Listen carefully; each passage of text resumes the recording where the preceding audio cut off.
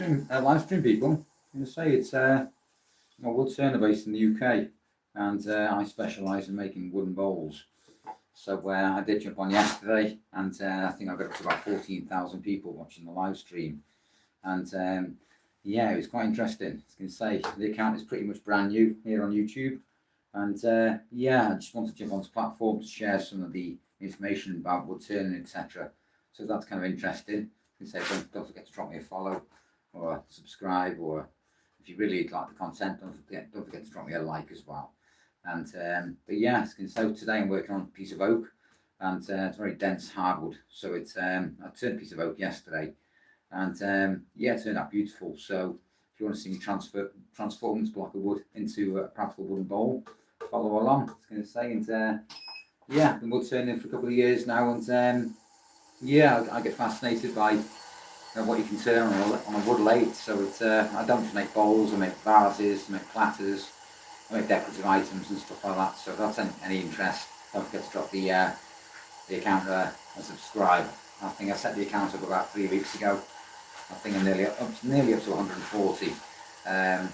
But again, I'm only limited with time because YouTube keeps stopping me and telling me I need more subscribers to go longer on live, if you know what I mean. So we're going to crack on anyway. I was going to say it's yeah, we'll see how this piece turns out. And there we are, viewer limit reached. Get more subscribers to get more viewers for the next time you go live. So there you go, it's already reminded me.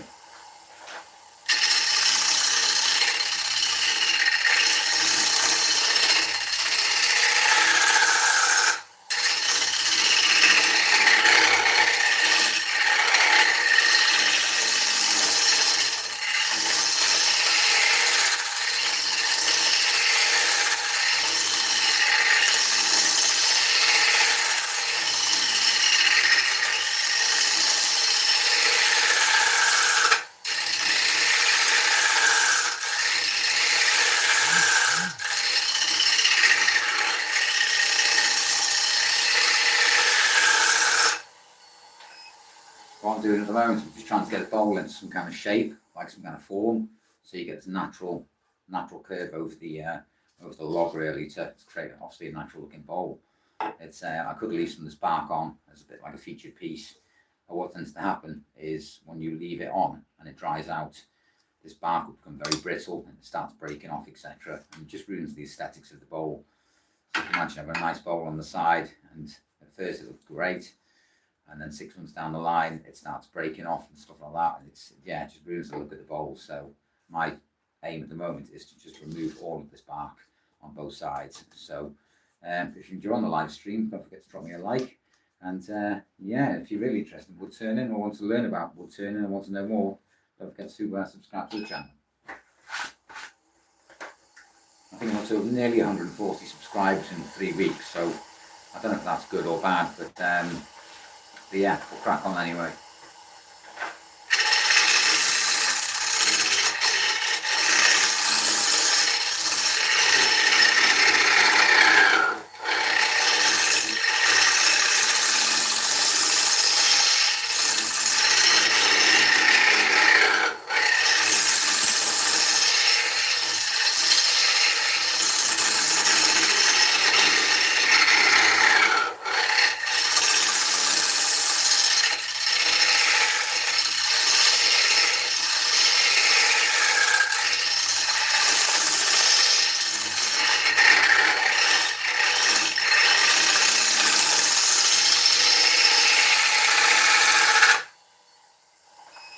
So what I'm using here, it's not like any chisel.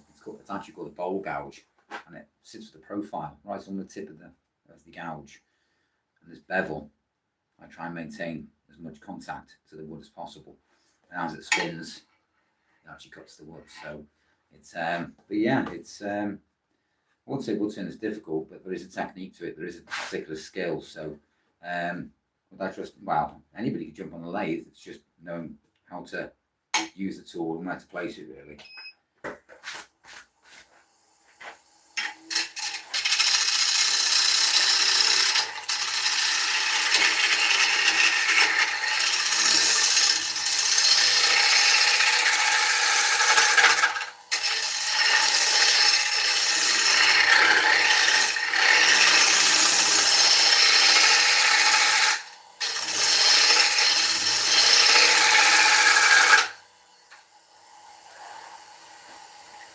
aim is to get to 1,000 subscribers, because then I won't be limited to how much time I can spend on live, and I can wood turn to my heart's content really. So if you'd like to subscribe, it is free. And saying yeah, and my aim really is to try and break a lot of the myths really to wood turning, and things that you take into consideration and things that you shouldn't do really.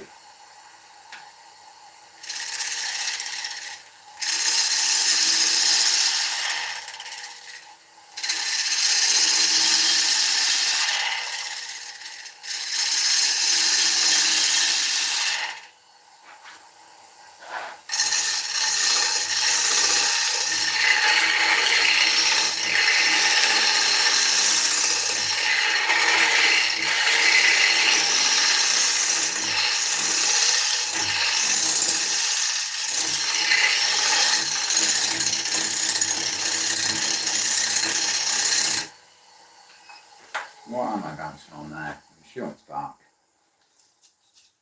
Eventually, once I remove the bark, I'll be able to keep my hands on the bowl as it's spinning, because it's I'll get this sanded down, it'll look really, really pretty, and you'll start seeing the grain actually popping through. But I was right, I am actually hitting this bark. So what I'm going to do, because this is a 3/8 bowl gouge, and it's good for nice light cuts really. The other one I was using is actually a 1/2 inch bowl gouge, and it's much more beefier, it's much more aggressive. So I'm going to go back to the 1/2 inch. So we're going to go back to this bowl gouge just so we can make some deeper cuts and remove this nice big chunk of bark here.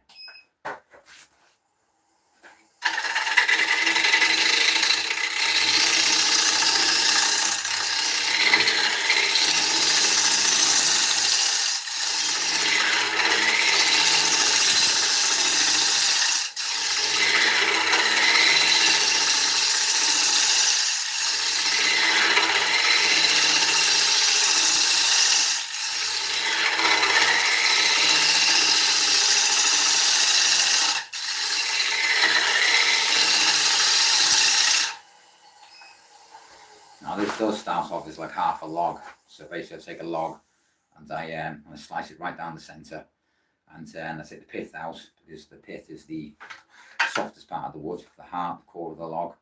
Because if you leave the pith in, what tends to happen is you'll put the bowl away, and what will happen then, the bowl will tend to warp and shrink and crack. That's the last thing I want really after spending all this time. There's spalting going on here in the bowl, which is lovely. Spalting is a type of fungus which grows in the wood really once it's been felled, and well, once it's been felled, it's trying to dry out, and depending on the conditions you leave your wood in, this fungus will spread throughout the grain in the log. So, and this being oak, like I said, it's a very, very dense hardwood. So I'm going to crack on. I'm going to speed up actually.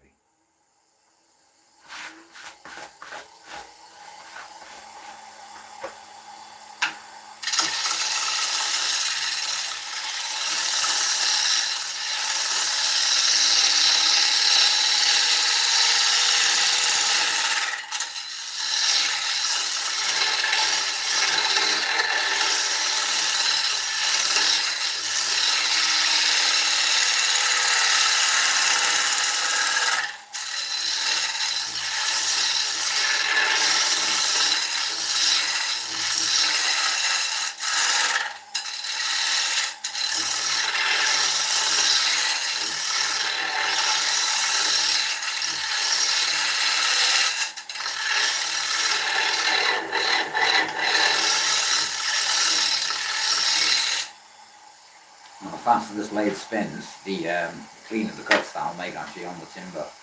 So it's lots of do's and don'ts with wood turning, and lots of things that people can put you off.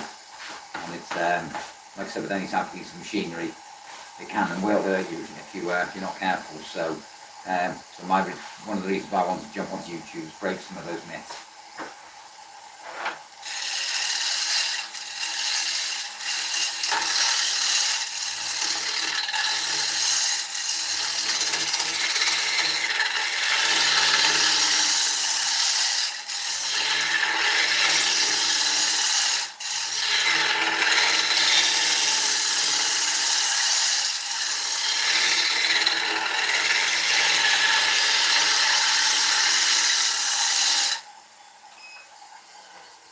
stop and start the lathe as many times as we want, just to get an idea what the timber's doing really.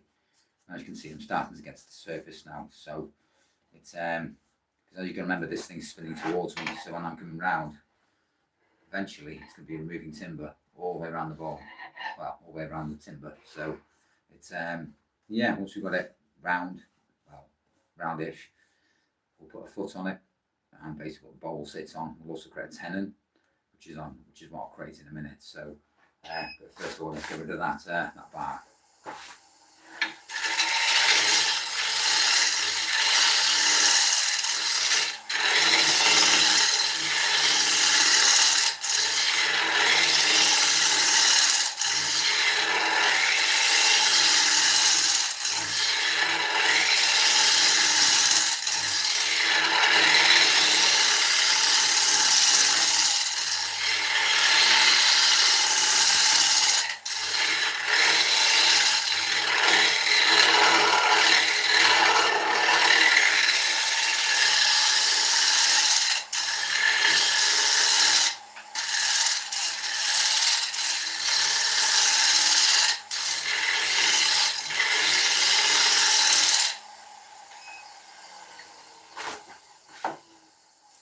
If you're interested in kind of following my journey on YouTube, I'd really appreciate a subscribe. It goes a long way, really helps the channel out, really helps the algorithm.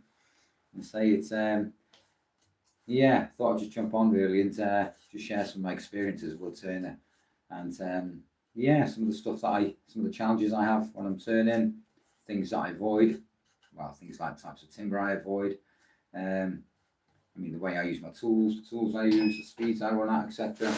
If you've got any questions, I was going to say it's I'd love to hear from you all.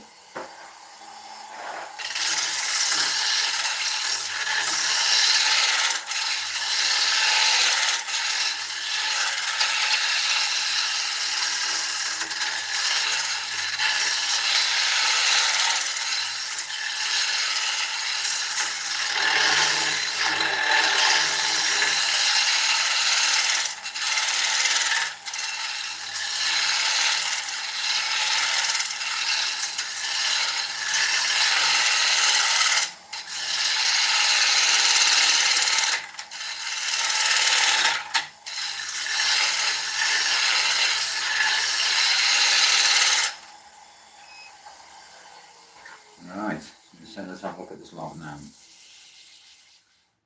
Okay, we're getting there. It's starting to take the fibres off now. Okay, let's bring this round.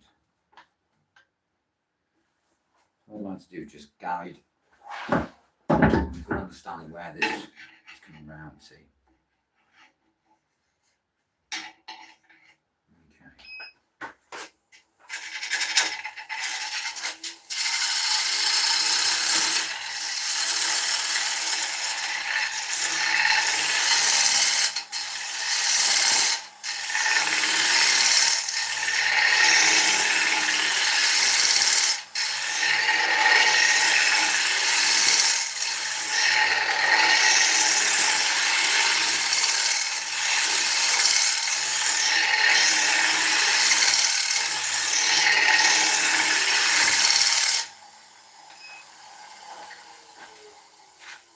What I'm trying to do is maintain that oval shape really. As you can see, it's starting to come off now.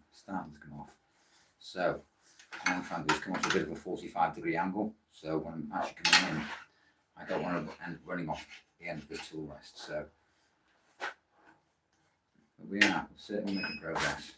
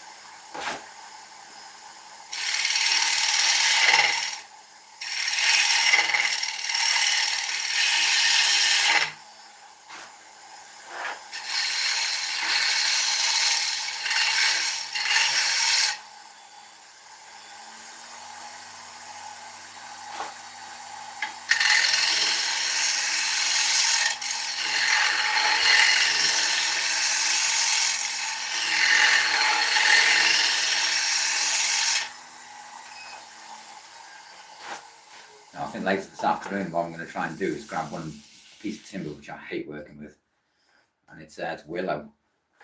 Why don't I like working with willow? It's because willow has a tendency to hold a lot and lot of moisture, and I'll put a piece of willow back on later, and what it tends to do, the wood tends to turn into this like cotton wool texture, and yeah, hi guys. But yeah, it turns into this cotton wool type of texture, and it's really hard to remove. So what you have to do with willow, you have to let the wood dry out for quite a long time, and a year per inch of the log. So sometimes you wait an awful long time for wood to dry out. So you can use green wood, so locally felled wood, which you can cut down recently.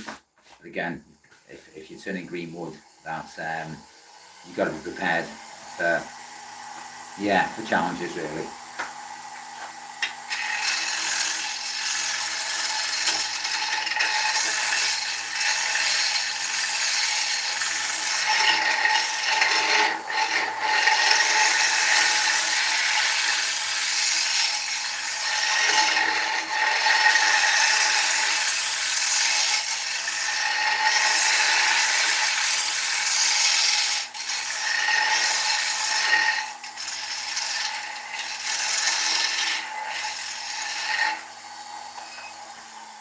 When you actually see me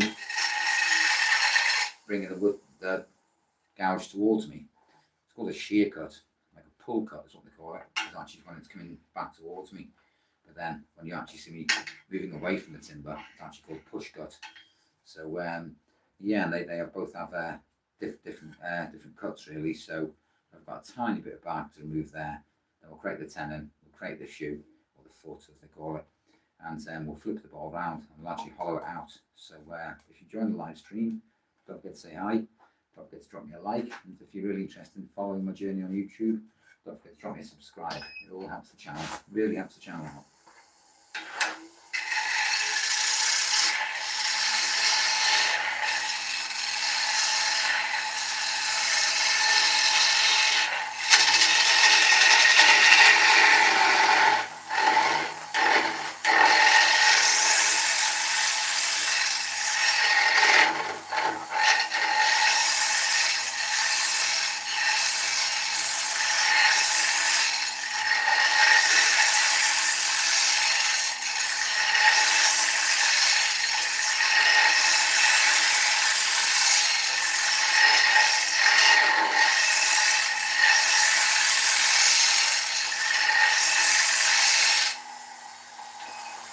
A couple of years ago, I actually went on holiday to the Greek islands and I actually saw a woodturner for the first time, and I thought to myself, that looks pretty cool.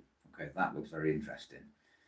And I just wanted to learn more and more and more. So, and shortly after that, lockdowns, COVID, and this, that, and the other started happening. So while I was stuck, literally unable to go anywhere, what I did is I binge watched lots of woodturning videos, and I mean a lot of videos, constantly watching them, trying to understand this technique, this craft.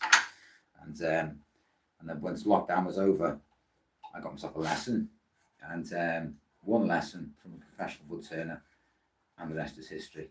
And yeah, I learned a lot from that one lesson. So thank you very much for all the likes. It really helps the channel out, and I hope you're all enjoying the live stream.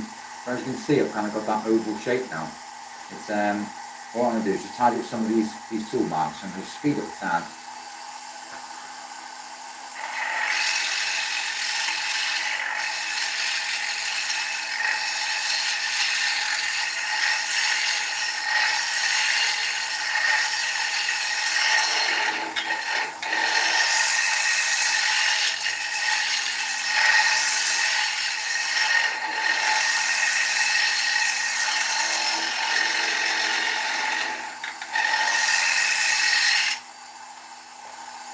Right, okay, we're nearly there.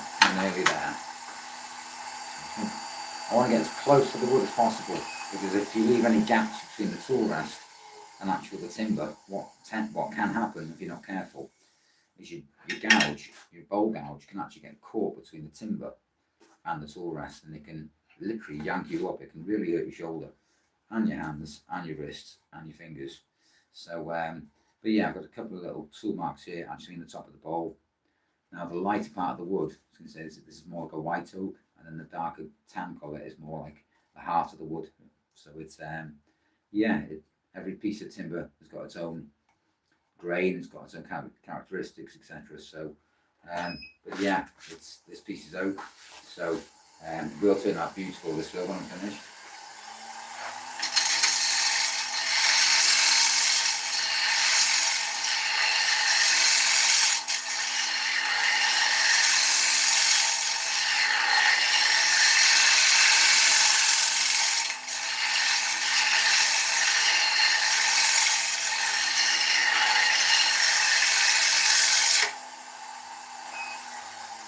Alright, compare up to 370 viewers, that's interesting. As high as I've got it so far. So, as you can see, the colours are starting to come through now. So, it's just all part of the variation in working with wood. So, what I'm going to do now is I'm going to try and get as close to it as possible. And as you can see, I've got that oval shape now, okay? Got that oval bowl shape. So, what I want to try and do now is I'm going to create a tenon, which I'll do very shortly. And for that, I use this piece. It's got a square tip on the end, a piece of carbide. So it's a roughing tip. So a lot of people use carbide, a lot of people just use traditional, some people just use carbide, etc. So what I'm going to do now is, I'm not going to take much off the bottom basically. I'm just going to take a couple of mil, 2 or 3 mil, just to get the tenon.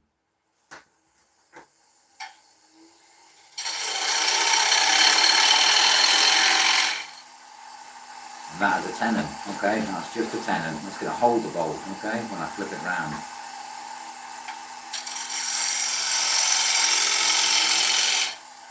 And there's a shoe, okay, or foot. So it's going to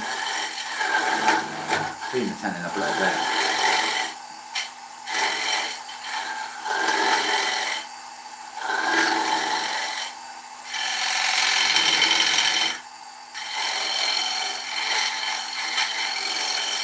The problem I've got now I've done that, is the bottom of the bowl here. Let me just stop the lathe a second.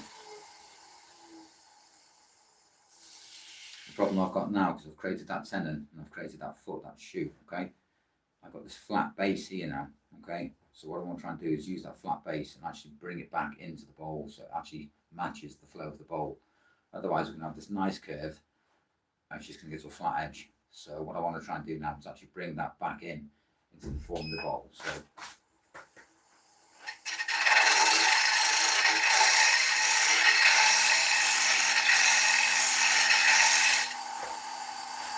yeah, we're nearly there.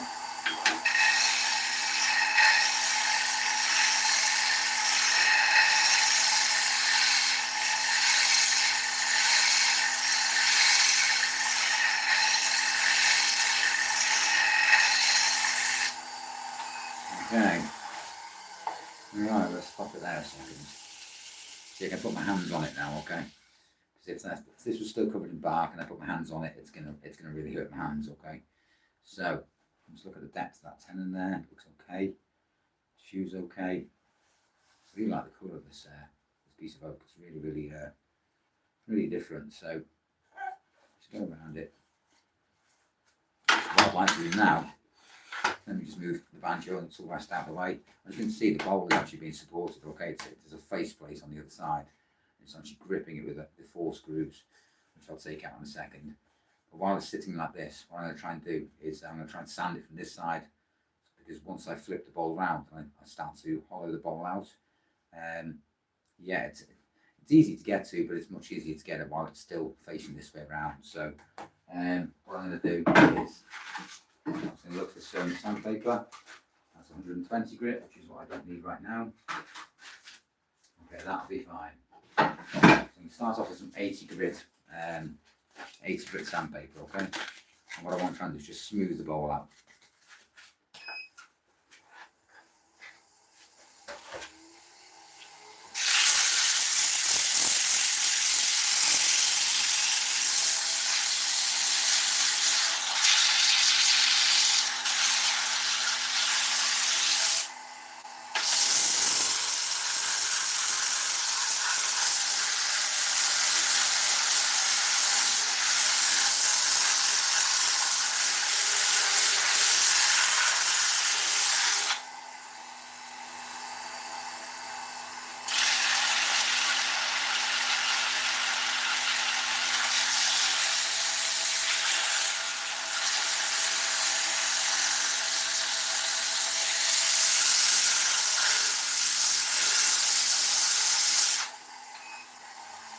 see if I can get to 10 likes by the end of this live. I got I think I got 11 yesterday, but if I can get to 10, I'll be very, very happy.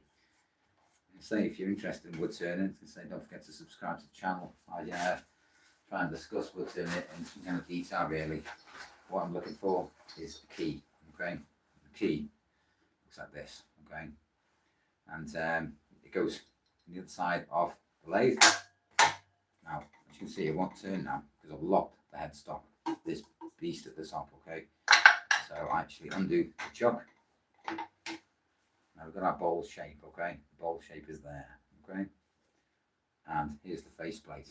Now as you can see with this faceplate, there's two rings to it, okay? You've got the outer ring and you've got the inside ring, okay? So, and on, take that out there. And on here you've got jaws, okay? And what those jaws do, they actually sit inside this inside ring. And actually, when I expand the jaws open, it actually sits inside this inside ring, okay? Thank you very much for the extra like. It's really, really helpful. Really appreciate it. Thank you. But yeah, as you can see, it's actually holding, it supports the bowl, actually grips this ring. So, and as you can see, this is the chuck, okay? And what I'm going to do now is I'm just going to take my key back out. And what I want to do now is expand these jaws back open, okay? And when I open it, when I turn the key, I'll see if the jaws will expand, okay? And I take this tenon and I put it in these jaws, okay? Put them in the jaws. So I'm going to tap more, just so I've got a nice snug fit there. And what you're looking for is any gaps really around that chuck. So you want actually, you don't want to butt it right into the back of the chuck. You just want it sitting comfortably in those jaws. I'm just going to check for my. What do is lock it back up, okay? So there's no chance of that actually coming out. You don't want to over tighten it, because if you over tighten it and you get a catch, you can rip that tenon off that bowl quite easily, just by brute force really. So I'm going to get my drill driver out because I could do this by hand, but it'll take me far too long. Now the reason why this is sitting dead centre is because if it's not sitting dead centre, when I start to actually hollow the bowl out, what will tend to happen is the rim of the bowl will be nice and even on one side, the diameter will be perfect on one side, and as you hollow the bowl out, the rim will get thinner and thinner and thinner until you actually come to the end of the bowl and you'll realise you've got one fat rim and one very thin rim. So this is one reason why you need to maintain and make sure that that faceplate is dead centre.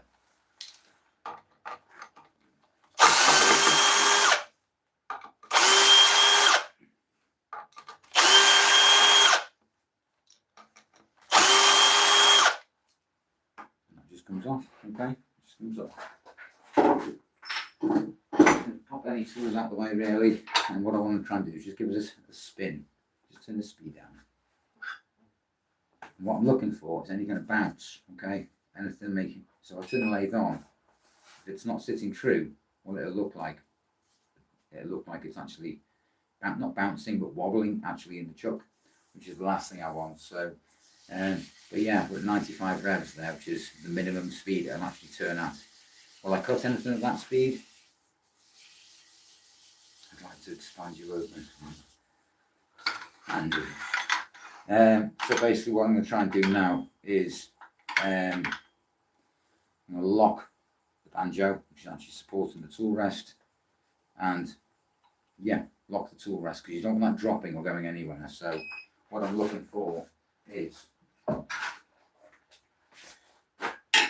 when I want to place the tool rest, so I actually want to put my gouge on it, I'm sitting dead centre into the bowl, okay, dead centre. So what I want to try and do first, it's not going to cut at 95, okay, it's not going to cut, it'll scrape, but it's not going to cut, okay. So what I want to try and do is get the speed up to around about 655 revs per minute, which is pretty quick.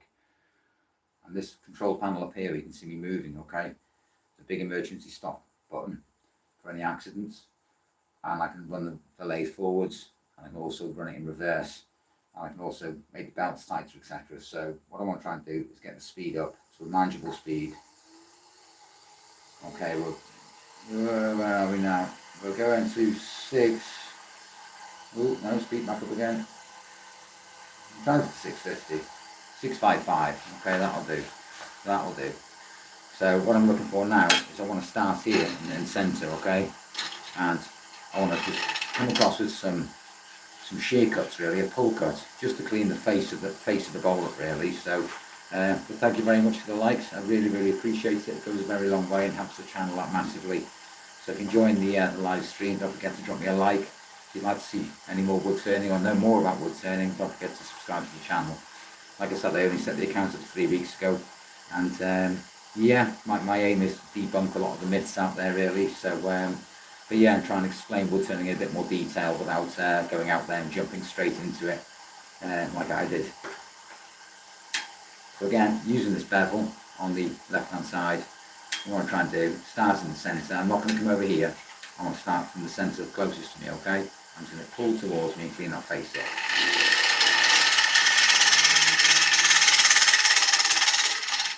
And again.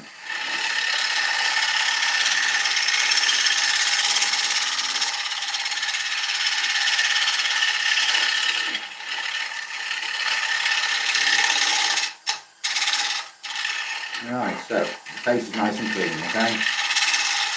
There we are. So it's all one diameter now, and as you can see, it's not bouncing anywhere.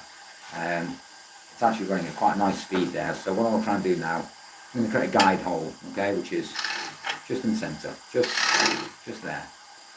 And this is where you've got to be extremely careful, because what I'm going to try and do now is called riding the bevel, and I want to maintain this bevel here actually to the wood. And I want to keep that wood as close contact to the wood as possible, because if you don't, there'll be up to 10 likes. I really appreciate that. Thank you very much. Thank you very much. Yeah, and I want to keep it as close to the wood as possible, because if I don't, I could go in point, okay, and what I'm going to do is just create lots of ridges. So a bit like a shovel, really. What I'm trying to do is just go in slowly. You don't want to be taking too much timber off, because if you try and take too much timber off, you're going to ruin the piece, really. So we're talking literally a centimetre at a time, really.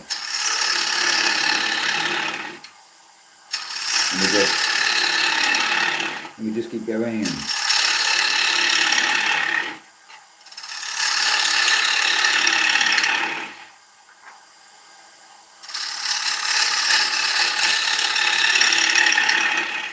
See these ribbons? This is what we're looking for, really. If it's coming off like dust, you know you haven't got the right technique there.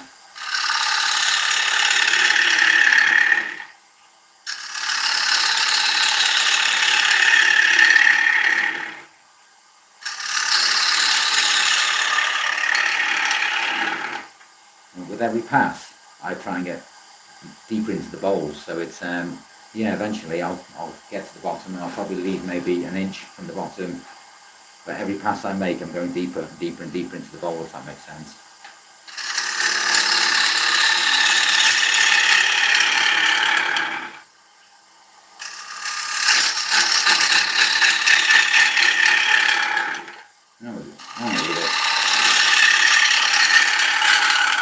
Okay, that's better.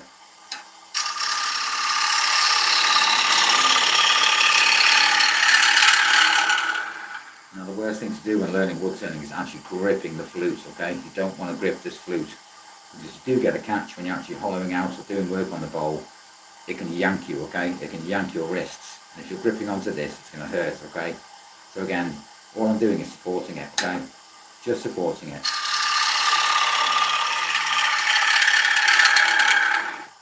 Okay, so just tips of my fingers, okay? Just the tips of my fingers.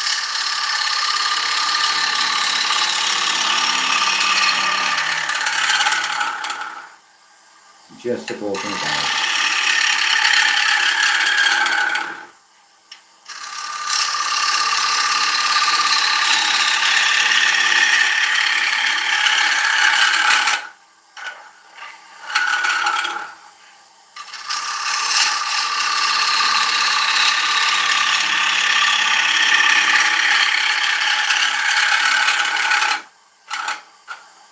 I know it looks like it's cutting like butter, but this is oak. This is a very dense hardwood, and you need incredibly sharp tools to do this.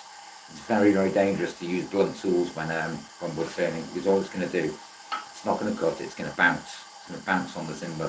And this is one reason why we always make sure we're wearing PPE, because you always need to protect yourself.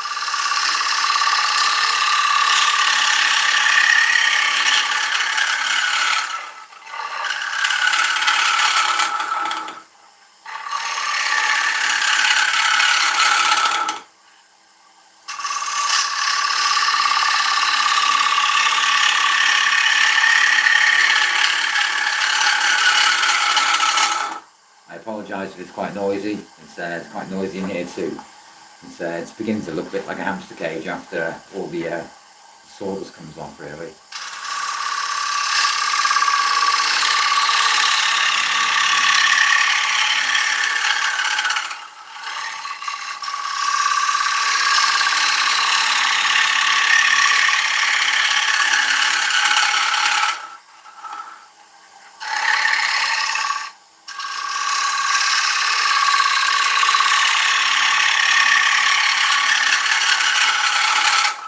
No, I'm not an expert by any means. By any means, I'm going to say there are many, many wood turners out there who turn a lot faster than I do. They turn much bigger pieces than I do. And you can say, but yeah, we make pens, we can make vases, we can make platters, we can make bowls, we can do all sorts of stuff on a wood lathe. And yeah, it's a very therapeutic kind of skill to have. Oh, 11 likes. Thank you very, very much. I really appreciate the support. It really goes a long way. Thank you very much.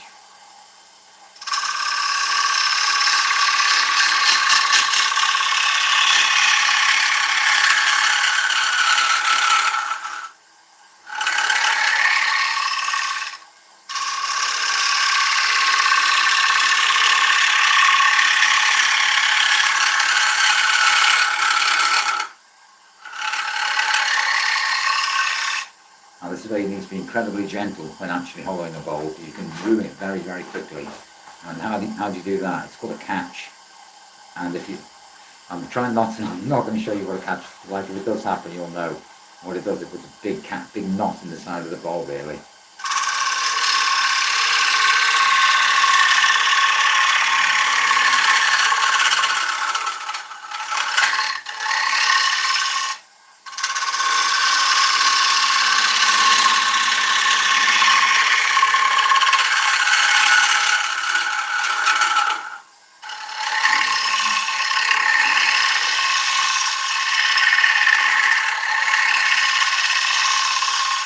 And what I'm trying to do now is actually thin out some of those walls. So yeah, because I know I've got this big fat rim, but again I'll turn that down basically as I go through the bowl. So I want to leave probably about ½ an inch on the rim. So the rest of it is going to get taken out.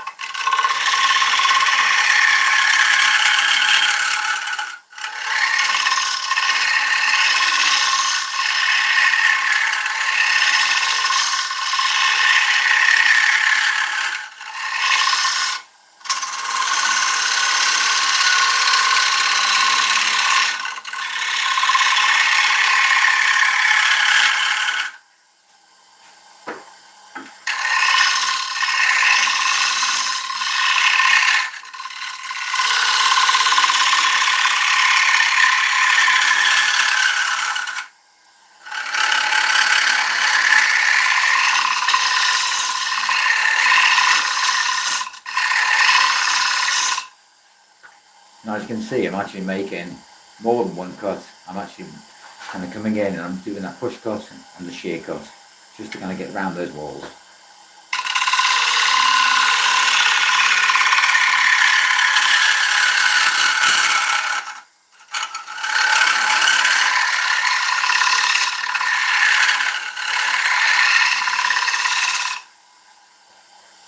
Now if you ever want to go out there and you want to go and buy yourself a lathe, always do your homework. Always do your homework, because you can go on Amazon, you can go on eBay, this kind of thing, and you can look at a lathe worth a couple of £100, etc. You think to yourself, wow, that's cheap. That is cheap. And you realise that the lathe is underpowered. And what do I mean by being underpowered? By all means, most lathes will spin wood. And when they spin wood, I was going to say, but as soon as you try to go make a cut, the lathe will just stop. And why does it stop? is it doesn't have that capacity to spin the wood and cut at the same time. So if you're going to go out there, do your research and see what's available really, because there are so many brands and manufacturers out there. So I'm working on a record power lathe here today, and they make some incredible equipment. So as you can see now, I pull the tool rest and the banjo back. I've got one band of nice white oak here, and the rest of the heart of the wood is actually covering the rest of the bowl. So as you can see, I've got this even rim now. It's going all the way around, but what I want to try and do now, I know I can go in there. Ooh, I think I'm probably about an inch in there already. So just one way to do that is put your gouge against the back of the bowl, take it from the tip. Okay, we're just about maybe 1.5 to 2 inches in. I know I can go deeper. So what I'm going to do is I'm going to start the lathe back off again, and yeah, I'm going to go straight to the centre and just make the bowl a tad bit deeper.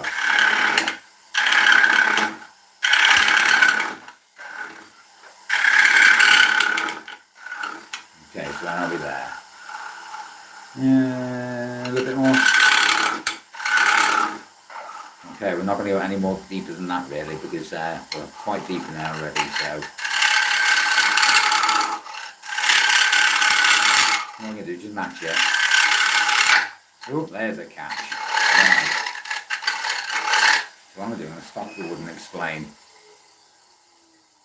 There are a number of reasons why a catch happens, and it's either basically the wrong. I've lost either the contact with the bevel on the wood. But to be honest, it's not even a bad catch. But you've got this inner circle now, where I've actually gone deeper into the bowl. And what I want to try and do now is bring this sweeping curve back to match the centre. Okay. So then, once we've done that, we give it a really good sand, and yeah, and we apply the finish. So all my bowls actually end up with a food safe finish. So I'll talk about that when I get to it.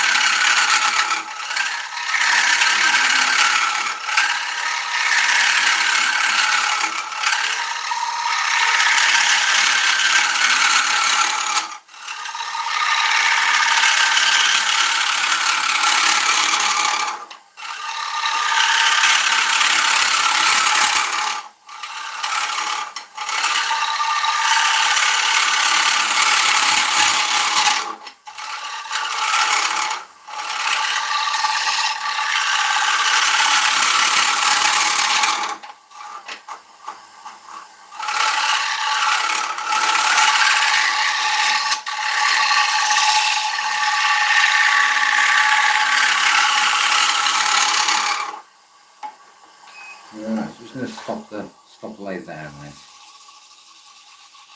What I'd like to do is just take a good look at the bowl, and what I'm looking for is this sweep, okay? This sweep into the bowl where actually you can run your finger, and you can tell if a bowl has been, or a plant has been done with carbide, okay? And like I said before, the square and the round tipped tools really. So the difference between carbide and traditional, okay, is traditional tools we can sharpen, okay? Carbide tips, you see the square tip on the very end here? These will go blunt, and we can buy just replacement tips. We just undo the screw and basically just replace the tip and it's sharp again. But they're just as sharp as traditional tools, but the only difference is one you sharpen, one you don't. Oh, thank you very much. That is very, very kind of you. Thank you very much. I really appreciate your kind words. It actually goes a long way. Thank you very much. It's very kind. But yeah, I was going to say, it's what I want to try and do now. These walls are still quite high, so what I'm trying to do now is just go in and match the curvature of the bowl with the inside of the bowl. So one way to do that is I'll probably get in your way now. Nice bit from there.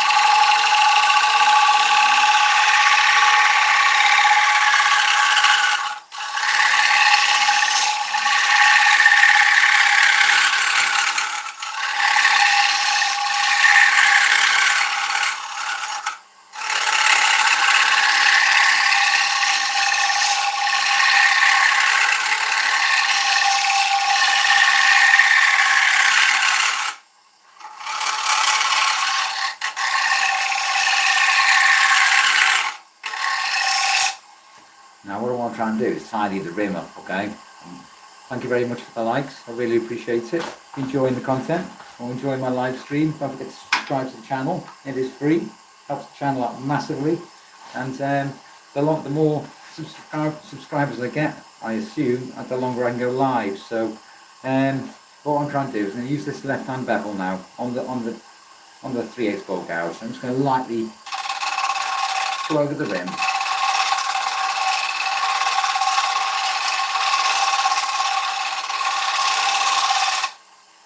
Okay, so what I'm trying to do is just take the nip off there.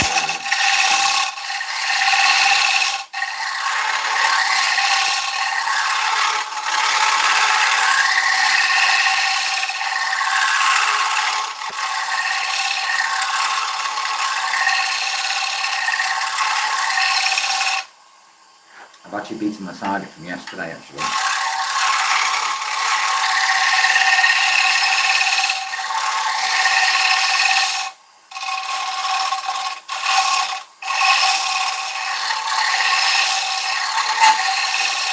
So what you want really is just let the lathe actually spin the wood and let the gouge cut it. Okay, you don't want to force anything on a lathe.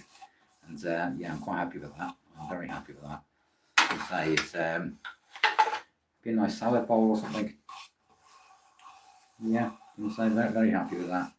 And one way to check your rim, just put one finger on it and spin the bowl. Just a double check, triple check to see if there's actually any lumps or bumps in the rim. And as long as your finger doesn't go over anything, you know it's the same all around. Again.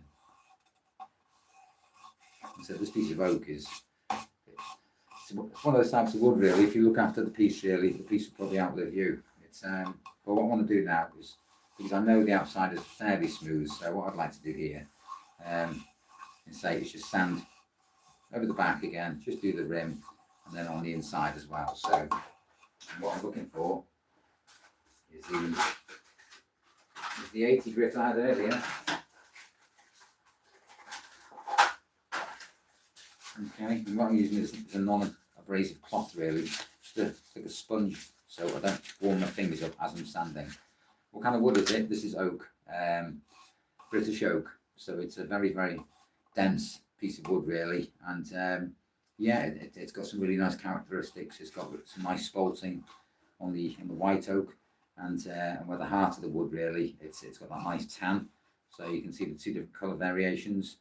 So eventually, when I do oil it up towards the end of the live, you'll see the shine it actually produces. So and that spalting actually goes all the way through to the other side of the bowl, so which I'll try and explain very shortly. So again, we're running 655, 655 revs per minute. Like I said, my hand can quite easily stay there.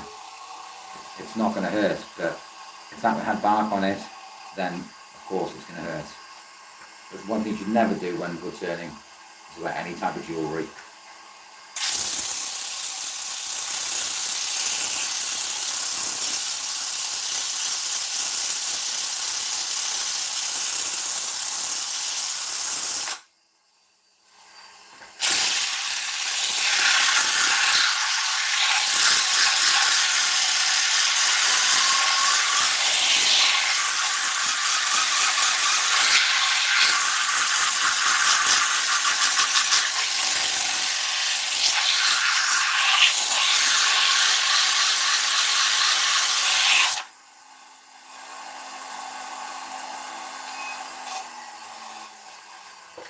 I did clear that rim up, I'm sure I did. And say it's, I could feel something as my hand sandpaper's on it. Go around again. No, it's just me. Just me.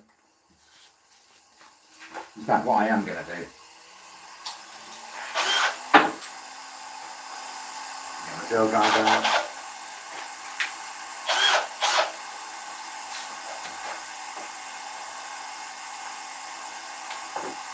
And what I'm looking for is a nice coarse grit, okay? Like an 80 grit. I'm going to take an 80 grit sanding disc on the end of the drill driver.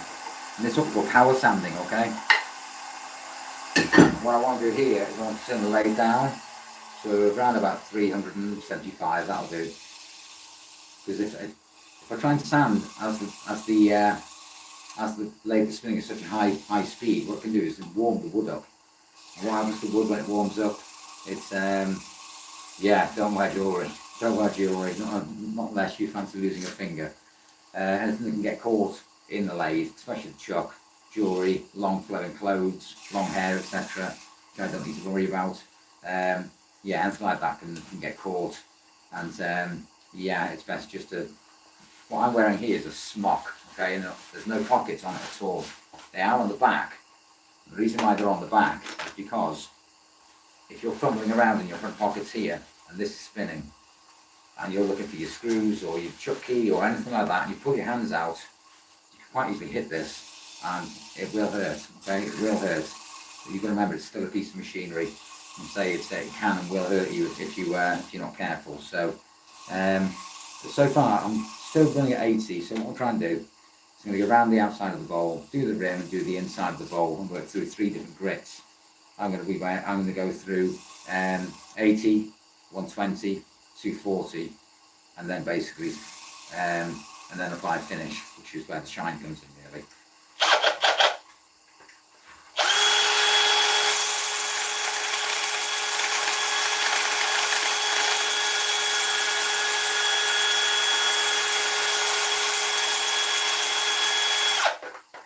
What I'd like to do, if you don't mind, I'm just going to pull the hood here closer. I'm going to lock it in place, and I'm just going to turn the extraction unit on, so because it can get incredibly dusty in here. So.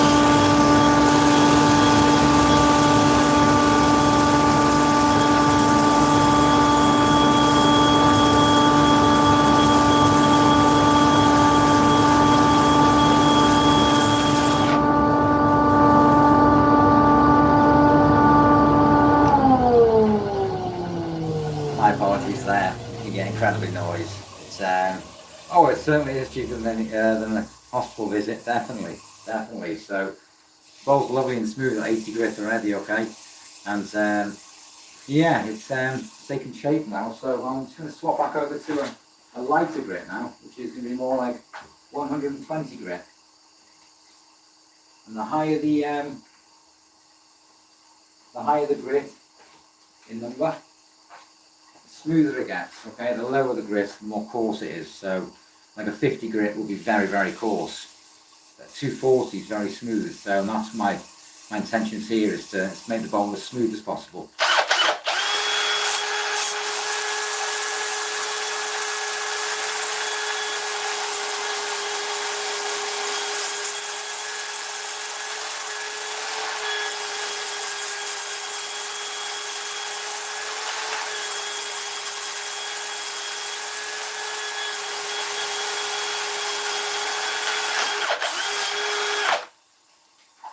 Okay, that piece is gone.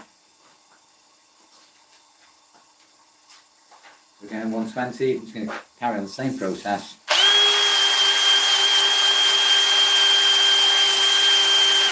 In fact, what we're going to do is we're going to slow the drill driver down. I think it's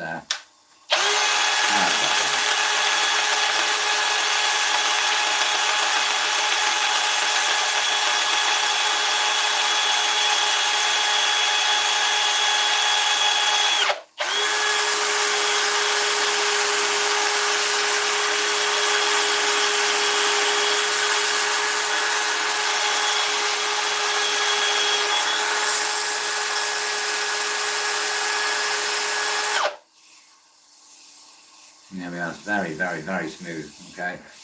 We just hit it with one more bit.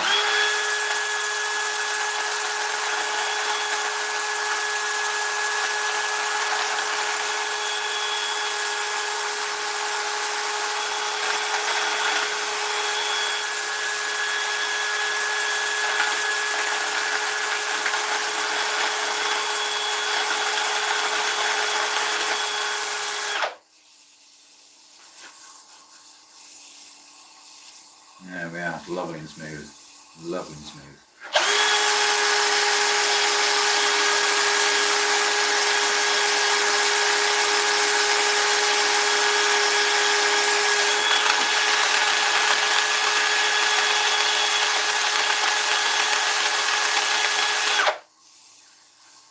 There we are, what I'm going to do, just going to stop it there a second while I swap out to my final grit, which will be around about 240 grit, okay? Just to smooth the bowl off completely. Just to smooth it completely. So you've got 240 now. And yeah, we're gonna get this actually finished very shortly.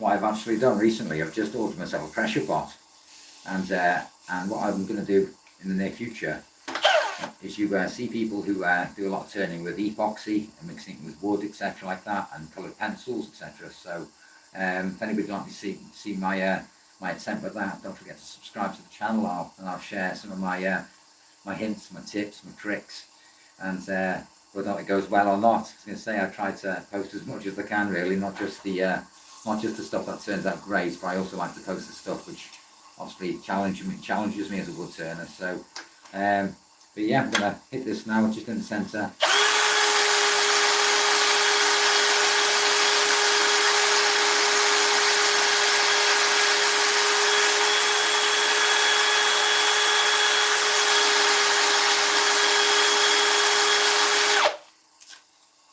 What I'm trying to do, as you can see, I keep feeling the bowl, okay? I don't want this bowl to warm up, okay? If it warms up, then I've got a chance in actually warping, okay? And I don't want to do that because it'll go from round to actual oval, okay? And so all the way around the bowl, just check it now. In fact, I feel something there on the back of the bowl. So.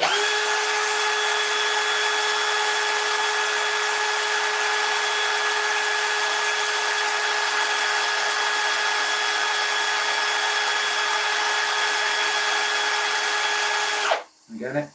Yes, I did. So, I'm going to stop the lathe there 1 second. I'm just going to turn the speed right down. Right down. And what I've got here is just a small little cotton rag, okay? I don't want anything too long, anything that get actually caught in the lathe. So, so what I'm going to do now is I'm just going to turn it right back to its lowest speed. And because if you try and apply a finish, basically, with it running at high speeds, what can tend to happen? It can splash straight back in your face. This is a food safe finish. This is called tung oil. Food safe furniture clinic tung oil. So if people want to use this for a salad bowl, etc., it's perfectly fine. So it goes a very, very long way. You can see the shine already, can you? You can see the shine already. And I don't just make bowls, I make all sorts of stuff, really. I like to challenge myself as a wood turner and just to try different things, different types of wood, and see what turns out nice, see what doesn't. This is one reason why I wanted to set up the channel, was to explain the process. So if I make a mistake, I'll explain the mistake and how I made it. And yeah, and I'll take it from there, really. So we've got the finish on there, okay, you can see how much that's shining now. So what I'd like to do now is turn the speed up. I get a dry rag, okay, and I'm just going to give it a polish actually while it's spinning at high speed. It gets rid of all that excess. And there we are, I'm going to round the bowl, get it totally totally all over. They're all covered.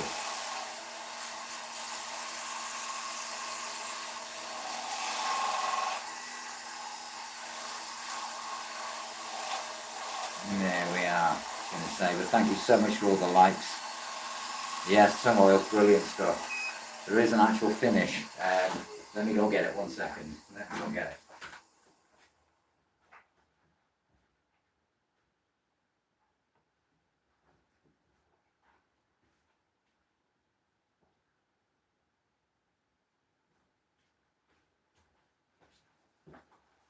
This stuff, okay? Walnut oil, okay?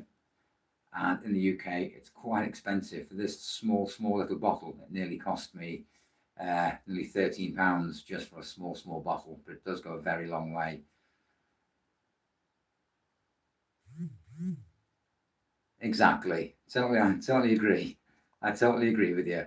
But walnut oil is another food safe product, and yeah, it goes a very long way. You only need literally a capful, and you can cover the whole bowl. So, but yeah, overall that bowl is completely finished. So, but thank you so much to everybody who's jumped on my live today. I will be back again this afternoon with another piece of timber just to try and rack up the numbers. I am trying to get to 1,000 subscribers, so I'm not limited to my time on YouTube as a woodturner. I do get warned every now and then by YouTube telling me you need more subscribers. You need more subscribers. And so what I'm going to do, knock off the lathe, excuse me, and it's going to lock the headstock, and we're just going to open the jaws back up. And there we are, ladies and gents. As you can see, the spalting actually in this grain. It's actually the type of fungus. So, as you can see, it's a very good polish. It's got a nice coat of oil. It will take probably 2 or 3 more coats of oil, and I will remove that tenon and then basically just sand off the shoe and oil the shoe, and basically it shall sit quite proudly. Like I said, it's a nice bowl, but now you could use it as a decorative piece, or just, yeah, for your bowls, for your salad, for your cereal. But thank you so much for everybody who's liked the video. I was going to say, and if you'd like to see more, we'll be notified when I'm back online to turn some more wood turning stuff. I was going to say, don't forget to subscribe to the channel, it all helps. And but yeah, it goes a long way. I mean, I only set the account up 3 weeks ago, so it's very early days for me on YouTube. Again, thank you very much for the likes. That really does mean a lot to me. And but yeah, hopefully I shall see you again.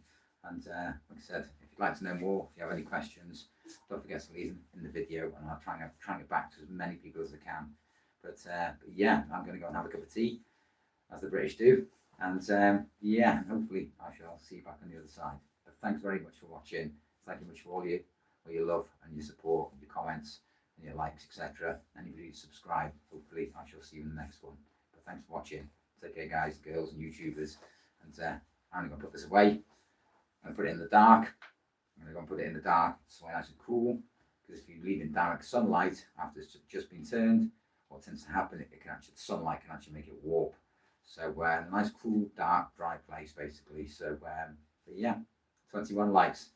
I've doubled my record from yesterday. So thank you very much to everybody. And hopefully I shall see you a bit later on this afternoon with another piece. And yeah, we'll see how we crack on with it. So thanks for watching, guys. See you in the next one. Take care.